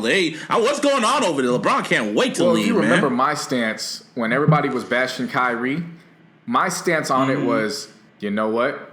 He's betting on himself, and we are not in a situation to say anything definitively because he possibly knows something that we don't.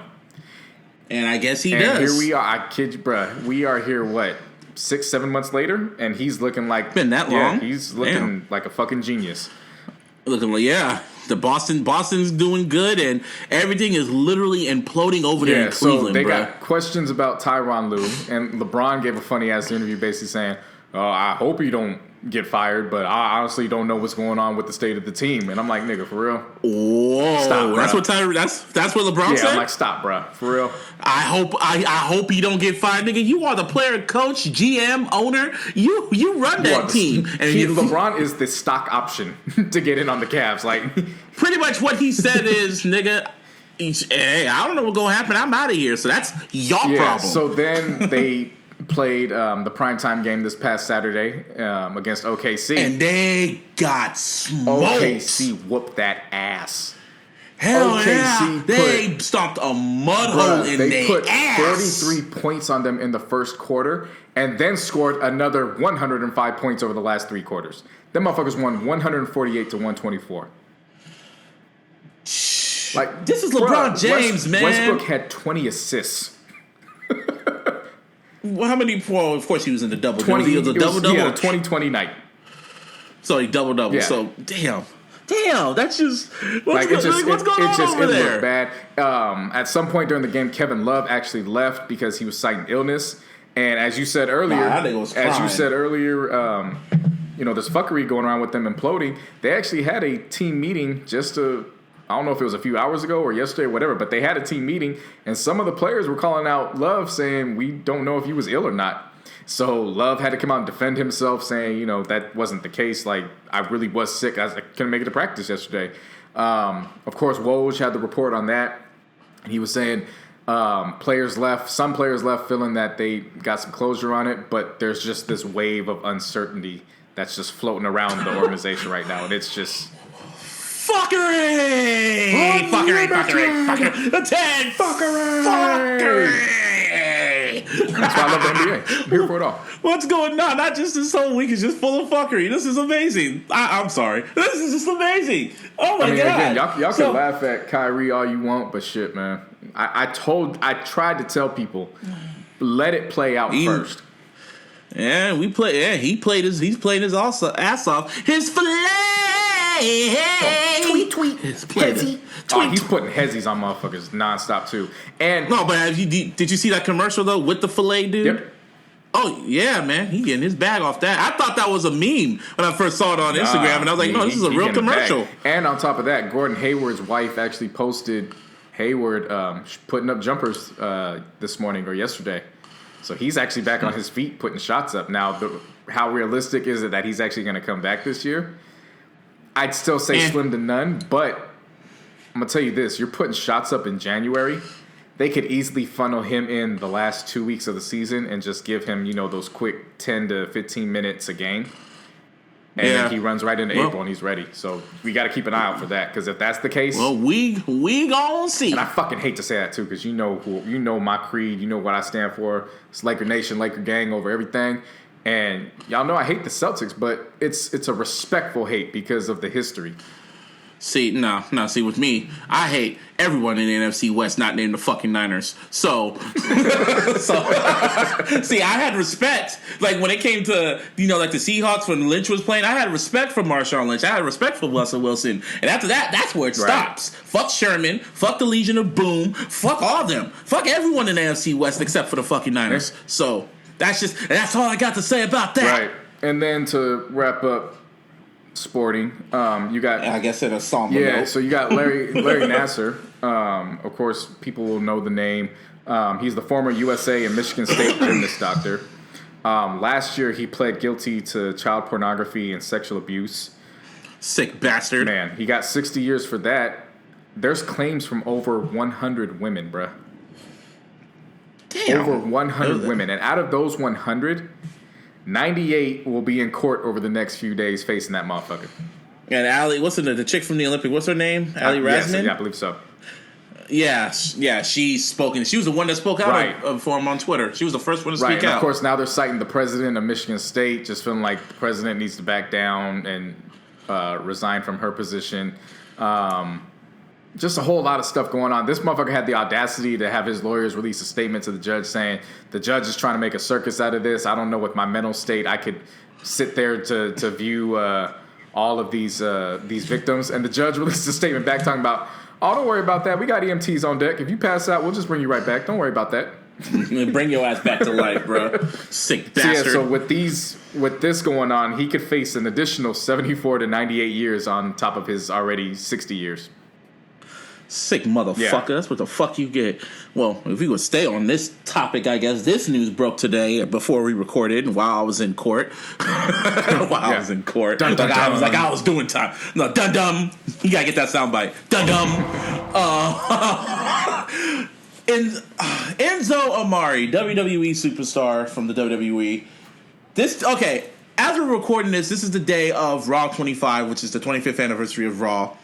And Enzo Amore got accused by a woman. She went on Twitter and pretty much said, I can't hold this on for too much longer. She put up screenshots and she told her story that Enzo Amore, cruiserweight champion from 205, raped her.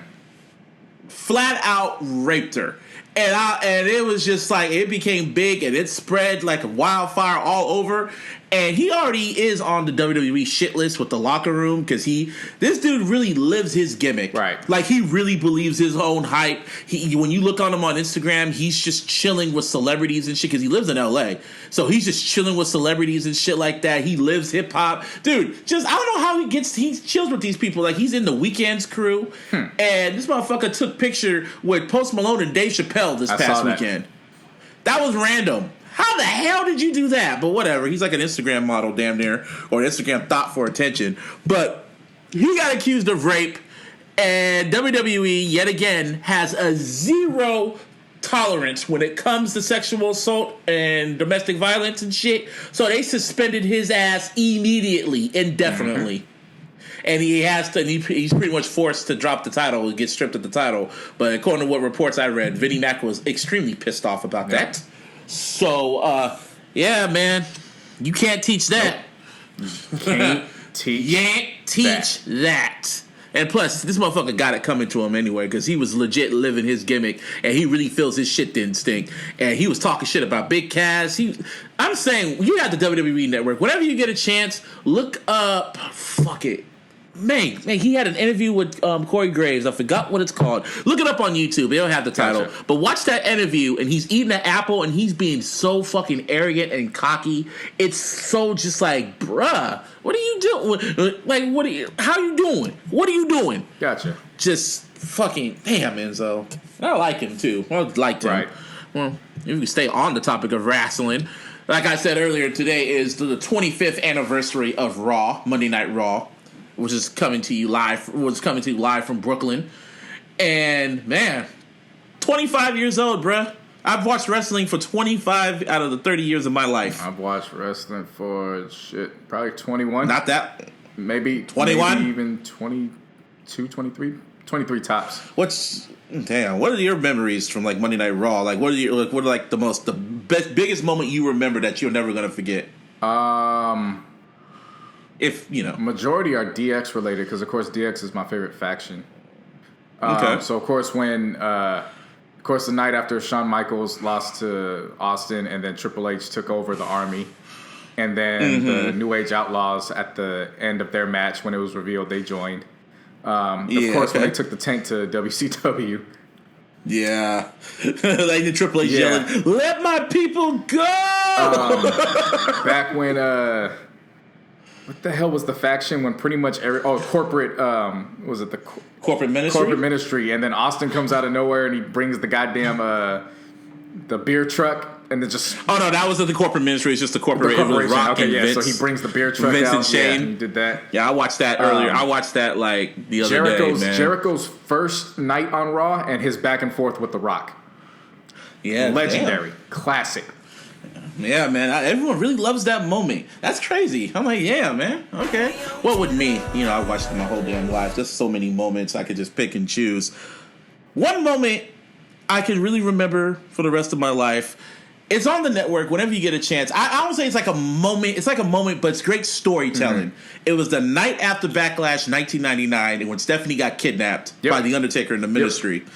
And Vinnie Mac was looking for her. And he was just so afraid and shit like that, looking for Stephanie and shit like that. And Taker is just like, no, but it was the storyline behind it. So he was just like, Undertaker pretty much told him, like, you need to go get Austin to give me the papers so I can become ruler of the WWE. I remember this story. It's hilarious because just how it flips and it turns at the end. No, I know, but I'm talking about just that episode, not the twist that happened later on, which was stupid. I'm talking about just this episode, storyline-wise, character development, because, you know, I'm into it. So then Vince is just walking around, just looking for Austin. He comes out for Austin. He's just like, I need your help, Austin. I just need it. And Rock, you know, Austin doesn't give a fuck about this nigga. He's like, Vince McMahon needs help, needs Stone Cold Steve Austin's help. And then Austin says, Vince McMahon can kiss my ass. And then, you know, I remember Austin was walking backstage. Vince is feeling defeated, and Austin's walking backstage. He looks at Big Show, and he's like, the hell you looking at? And Big Show's like, come on, bro, it's her daughter. He's like, I don't give a damn. And then Stephanie is getting strapped to the fucking cross, to the Undertaker symbol, and they're like, oh my God. And they bring her out, do the black wedding. Stephanie's hella young, going, no. And then, you know, people come out. Big Show tries to come out, gets hit by a bat. Ken Shamrock comes out. Viscera just sits on him. And then Austin comes out right before Undertaker was about to just kiss her, and he just whoops everybody's ass, and then saves Stephanie, and Stephanie just hugs him, and Austin doesn't hug her just back. Stares around and is like, he's just like, get this bitch off me. And Jim Cornette is just going like, he didn't do it for Vince. He did it because it was right. And it was just like, and then Vince comes out and hugs her, and he's just saying, thank you. And Austin just gives him that mug like, nigga, they don't change shit between us. You still a bitch. And it was just like, it was great storytelling. And I'm like, we don't get this no more. I tell you all the time. No, I still gonna watch it because I have love for wrestling, man. I already told you and Rossi why I keep watching it. I can't help it, okay? You know. Shut up. Royal Rumble's this Sunday, and I'll probably talk about that later. Royal Rumble and the Grammys. Oh, it's gonna be episode 74. It's man, the timeline is gonna be just straight fuckery. It's gonna be wild. People gonna be mad. People that got snubbed. People gonna be mad who got eliminated. It's gonna be amazing. But if we could get some earlier this week, we mentioned some shit. Kanye and Kim had their surrogate child. Yep. Congratulations to them. And they named her. It's a her, right? Yeah, it's a Chicago nigga. Yep. Chicago West Shy. That's what's up. Calling her Shy for short. Of course, people were on Twitter making fun of him until a couple people tweeted. I caught myself making fun of her until I realized my name is Dallas. And then another person retweeted and said, my mom was trying to make fun of it too, as if my name ain't Denver. Ouch. But congrats to him. Migos. Culture 2 dropping on Friday. I don't know how I feel about that, to be honest. I don't like, because this is too quick of a sequel, man. That's what I realized about these people, these artists that drop sequels to their albums too quick. Like when Ray Strimmer dropped Strim Life, 2? And it was like, I knew what, at first, and I know the reason why it wasn't connecting with me, because they're trying to chase that moment and that sound from the first one. But I will say this about Strim Life 2. It didn't live up altogether, but it produced their biggest hit to date. So I will say that. Oh, yeah. Okay, I give you that. So I mean, and you can say the same shit about this Migos. Right, so trust me, I get what you're saying. But we're in a climate now where it's music nonstop. It's not like the days of when we grew up where you could wait at least a year and a half and then come back. Yeah, but I really hate I really hate that, man. But apparently, Culture 2 is gonna have. I guess it's 2 discs, or it's going to be 1 album, and it's going to be 24 tracks. Just basically how I adapted to it and got myself ready for it. You just look at it from an athlete's perspective. They only have so much time to stay popping, and then after that, they're out. 24 tracks. That's basically what it is. Yeah, they're going to be out. Well, we can talk about the wins, and Cardi B just still making history. Well, before that, man. There's something else going on that I want to highlight with them real quick. So, Motorsport hit number 1 on the Billboard Urban charts. And this is actually the first #1 for Capitol Records on the urban charts since motherfucking Jay Holiday 10 years ago. Wow. Yeah. For the listeners out there, if y'all remember Bed and Suffocate, that's the last time they had #1 record on the urban charts. So that caught me off guard. I was like, wow, really? And we might as well just talk about Cardi. She's still making history. She was like on the top 5 like 3 times. Like she's the first female, not just female rapper, just artist period to be on the Billboard chart, like Billboard charts, like not just urban charts, the genre charts, like the top 5 like 3 times, like Motorsport. It was Motorsport, the Finesse remix, and one more, not Bodak Yellow. No Limit. Yep. No Limit just stays at number 3. We covered that either last episode or but it was a new record. The new record pops out, and then of course she gonna be on with Bruno Mars performing at the Grammys on Sunday too. Yeah, she's gonna perform it. But you know one thing I know that I keep forgetting. I just love bringing up when I bring up Cardi. You know who I gotta bring up? Fucking Nicki's been very quiet on social media. Yep. When I say quiet, she hasn't tweeted since December 30th. Actually, no, she hasn't tweeted since the day after Christmas. Yeah. And she hasn't posted on Instagram since the 30th of December. It's interesting. We'll keep a note of that. I'm just saying. Yeah. Ever since Cardi been making history, she's been quiet. For good reason. Stay quiet. Yeah. Stay your ass quiet. Motherfucker. Justin Timberlake, he dropped his latest record. Supply. I What'd you think of this one? This record heavily, along with the video. See, you know what's crazy? I'm looking at reviews and motherfuckers were shitting on this song and the video. Yeah, whatever. I don't know. I just get people, man. I like the name. Well, the song's alright to me. It didn't sound like a Neptune's record. It kind of sounded like a Timberland record. But see, I like simple R&B party, like upbeat records.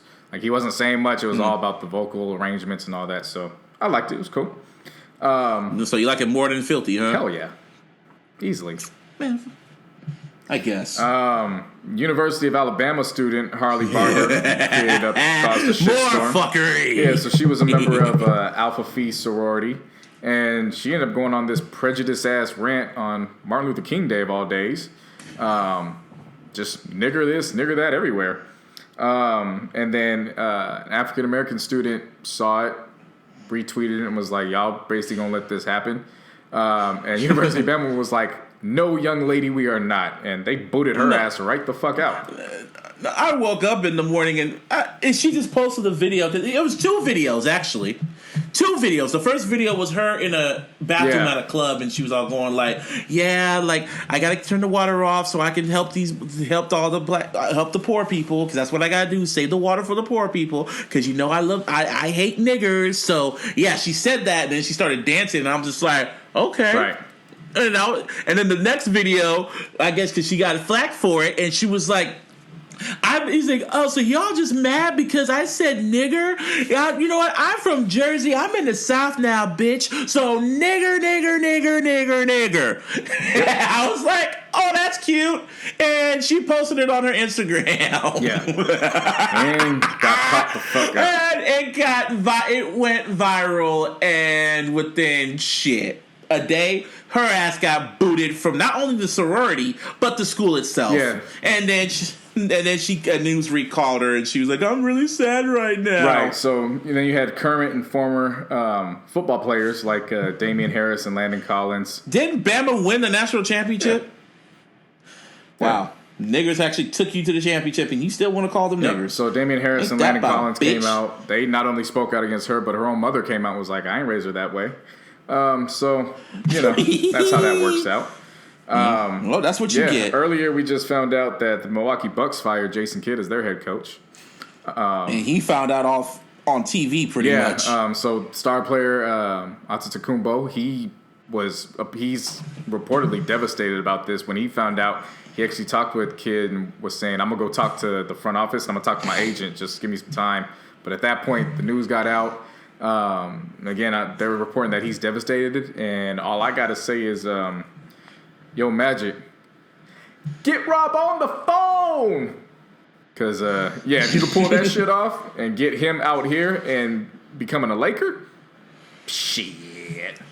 That's just hella random, though. Jason Kidd's just like Were they trash? Was the Bucks they're trash? the 8th seed, but they're performing. They're underperforming. Granted, they got Jabari Parker still injured, but they have enough pieces where they really shouldn't be 23 and 22. So I get it, but at the same time, this is the league where you can't piss off the franchise player. And if the franchise player didn't want the head coach fired, you should have at least waited out till the end of the year. I guess. So, you got that going on. Neither one of us watched boxing over the weekend, but Errol Spence. It was UFC. Nah, it was boxing. Boxing too? UFC was there around too. UFC did their thing. I didn't even pitch, but Errol Spence beat out Lamont Peterson to retain his IBF welterweight title with a TKO before the 8th round. They threw the towel. Yeah, the 7th round ended, and then before the 8th round started, Peterson's camp was like, "Yo, just 40." What was it? Spence Jr. He connected on 49% of his power punches, and then Peterson's camp was like, "Yo, just we don't want no more of that smoke. Just you can have it. Take that." Womp womp. And take that. That covers out all the rest of the mentions for the week. That's the little side notes of the week. The fuckery. This is a whole bunch of fuckery this week. Which leads us to, of course, what we were talking about at the end of last week's episode was we, of course, put the podcast, the official Twitter handle up, and now follow it. Yeah, go ahead and follow that. Again, that is at iLLogical SP. And we started putting polls up, and we have deemed them illogic polls. Illogic polls. Yes. So we will have some polls be going up every week throughout the week, and then we're going to pick what we feel the best ones, and we'll go over the results. So from this past week, we had 3 of them that we really liked, and want to share with you guys to let you guys know how they turned out. So the first one. Would you call the LAPD on CP3? And 94% of y'all said no. I wish I changed the no from get the fuck out of here with that snitch shit. Yeah, you just strictly just put no. Like, come on, you gotta be more creative than that. But it was the first one. I was too caught up with the fuckery that was going on where I just had to put it up. Yeah, I missed the fucking. I would have joined in. I had some tweets. I'm creative like that. Second one. When people learned why Ja Rule was trending this morning, 65% went to 50 Cent's IG account to see what the hell was going on. 18% yelled, "It's murder! It's murder!" And 17% thought of those damn gourmet sandwiches at the Fire Festival. Wow, bro. Hey, that's pretty harsh. I went through all 3 phases in that order. And then I asked this question. I asked when everything was going on about Arbery, when, the tracks came out, and he sent them shots to Everyday Struggle, mainly Joe Budden and them. I said, who would you want to see to go one-on-one with Drake when it comes to diss tracks? And I'm going to start. 4% of y'all said Jay-Z. 8% said Joe Budden. 20% of y'all said Pusha T. And with a rounding 68%, it was King Kendrick. Surprised? I mean, I'm not surprised. I just want everyone's opinion because everyone kept saying they wanted to see Pusha T and them happen. But the fans want Kendrick. So, and also when it comes to that little shit he said to Joe Budden, I find it really, really funny. He decides to kind of diss Joe Budden when he's not rapping no more. That's funny. That's real funny. And especially he disses Everyday Struggle when they were off the air and he thought they weren't coming back. Right. That's funny. Arbery's funny. I give him that. He's a funny dude. Yeah, he is. He definitely is. No, he's soft. SAWFT, soft. So those that covers the Elijah polls for the week. Of course, we're gonna have some more popping up as the more fuckery takes place. So again, this is a fuckery week. So again, hit us up on the Twitter handle. That is iLLogical SP, and then of course you can hit Busby's up at Mr. Busby 408. With the lowercase o instead of the 0. And then, of course, catch me all over. JC No Hundreds. And, just holla at us. And I have a last word for y'all. Not guilty.